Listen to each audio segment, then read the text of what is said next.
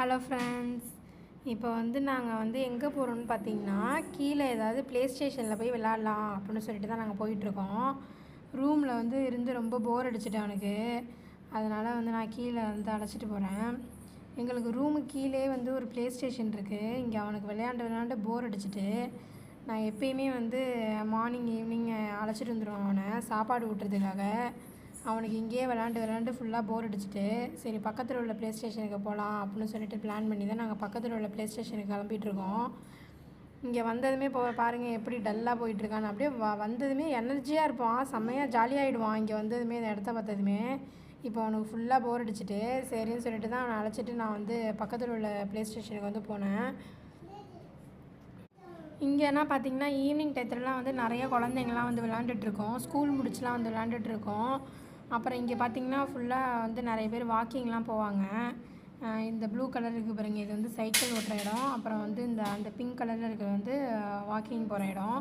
இது போல் தனித்தனியாகவே ரோடு இருக்கும், எல்லாத்துக்குமே பிரித்து வச்சுருப்பாங்க. இது ஃபுட்பால் விளையாடுறதுக்காக உள்ள ப்ளே ஸ்டேஷன். அது நம்ம முன்னாடி பார்த்தது. இப்போ க்ரீன் கலரில் இருக்கிறது நடக்கிறது, இப்போ ப்ளூ கலரில் இருக்கிறது சைக்கிளில் போகிறது. அதிலே வரைஞ்சிருக்கோம். அந்த இதில் பற்றி தான் நம்ம போகணும். இப்போ நாங்கள் பக்கத்தில் உள்ள ப்ளே ஸ்டேஷனுக்கு போயிட்டுருக்கோம். ஆனால் இங்கே ஈவினிங் டயத்தில் பார்த்திங்கன்னா இது போல் நடந்து வருது நல்லா ரிலாக்ஸேஷனாக இருக்கும். ஃபுல்லாக வேடிக்கை பார்த்துக்கிட்டு பஸ்ஸு காரு எல்லாத்தையும் மித்திரேஸ்வரன் வேடிக்கை பார்த்துட்டு ஜாலியாக வந்துட்டுருப்பான்.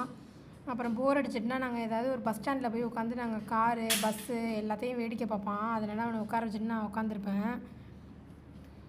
இப்போ நைட்டுக்கு பார்த்திங்கன்னா நான் பச்சை பட்டாணி ஊற வச்சு அதை சுண்டல் மாதிரி செஞ்சுக்கிட்டு வந்திருக்கேன். அதை வச்சு நம்ம நைட்டுக்கு தோசை ஊற்றி சாப்பிட வேண்டியதான்.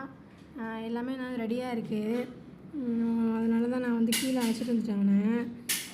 இப்போ கொஞ்சம் நேரம் நாங்கள் விளாண்டுட்டு அப்புறம் டயர்டானதுக்கப்புறமா மேலே போயிடுவோம். அதுக்கப்புறமா அவங்க அப்பா வந்ததுக்கப்புறமா 2 பேரும் சேர்ந்து குளிச்சுட்டு அதுக்கப்புறமா நாங்கள் தோசை ஊற்றி சாப்பிட்டுட்டு அப்புறம் தூங்க வேண்டியதான்.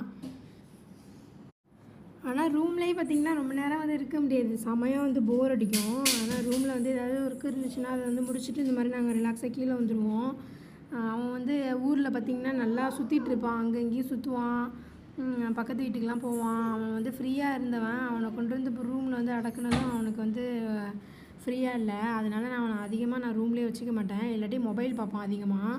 அதனால் நான் கீழே இந்த மாதிரி ப்ளே ஸ்டேஷனு இந்த மாதிரி பஸ்ஸு கார்லாம் காட்டுறதுக்கு அழைச்சிட்டு வந்துடுவேன். இங்கே வந்தானா அதெல்லாம் தேட மாட்டான். இதெல்லாம் பார்த்துட்டு இதெல்லாம் ஜாலியாக விளாண்டுட்ருப்பான். ஆனால் சிங்கப்பூரை பொறுத்தளவு பார்த்திங்கன்னா கிளைமேட் நல்லாயிருக்கும். ஈவினிங் டயத்தில் எப்பயுமே மழை பெய்யும். இப்போயே மழை வர மாதிரி தான் இருக்குது கிளைமேட்டு, அவ்வளோவா நல்லா இல்லை. ஆனால் ஈவினிங் டயத்தில் மழை பெய்யுறது பார்த்திங்கன்னா நல்லாயிருக்கும். இங்கே வெக்கையெல்லாம் இருக்காது, நல்லா கூலிங்காகவே தான் இருக்கும். ஏன்னா அடிக்கடி மழை பெஞ்சிட்டே இருக்கும்.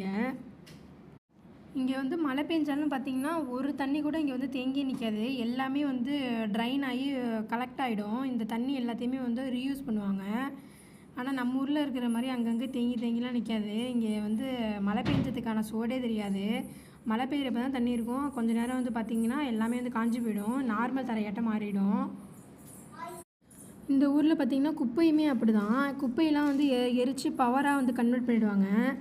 ரீயூஸபிளுக்குன்னு தனியாக டஸ்ட்பின் வச்சுருப்பாங்க, அதில் உள்ளதை ரீயூஸ் பண்ணிப்பாங்க. இங்கே எதையுமே அவ்வளோவா வேஸ்ட் பண்ண மாட்டாங்க.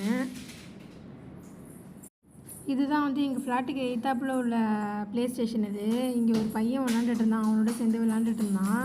ரொம்ப நேரம் நாங்கள் விளாட்ல, ஒரு 1/4 மணி நேரத்துலேயே நாங்கள் விளாண்டுட்டு அப்புறம் மேலே போயிட்டோம். இது போல் விளாக்ஸ்லாம் பார்க்கறதுக்கு என்னோடய சேனலை சப்ஸ்கிரைப் பண்ணுங்கள், ஃபாலோ பண்ணுங்கள், கமெண்ட் பண்ணுங்கள். Thank you friends.